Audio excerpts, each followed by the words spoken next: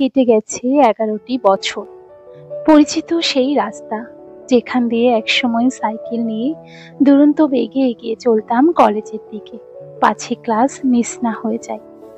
আজ যাচ্ছি বান্ধবীর সাথে গ্রাজুয়েশনের সার্টিফিকেট আনতে।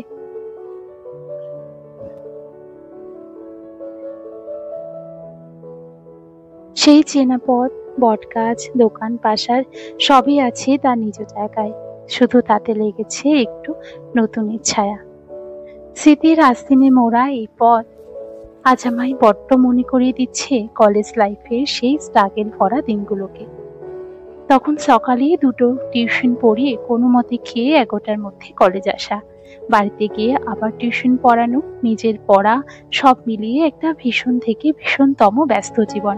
টিউশনির টাকায় নিজের সমস্ত খরচ চালানো।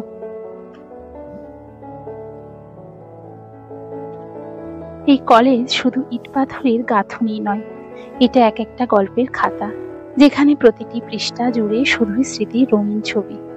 কখনো মনে হয় আবার যদি ফিরে যেতে পারতাম সেই পুরোনো দিনে, যেখানে হাসি, আড্ডা আর বন্ধুত্বের গল্পে ভরা ছিল কলেজ ক্যাম্পাসের প্রতিটি দিন।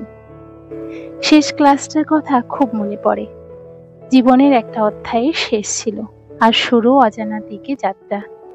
এই কলেজ শুধু আমাকে শিক্ষায় দেয়নি, শিখিয়েছে কিভাবে বাঁচতে হয়, হার মানতে হয়, আবার উঠে দাঁড়াতে হয়। ধন্যবাদ কলেজ, এতগুলো অমূল্য মুহূর্তের জন্য। একঘেয়ে জীবনের মাঝে এই স্মৃতিগুলোই একদিন আগন্তুকের মতো এসে হঠাৎ অনেকটা পেছনের দিনগুলিতে ফিরিয়ে নিয়ে চলে যাবে আমাকে।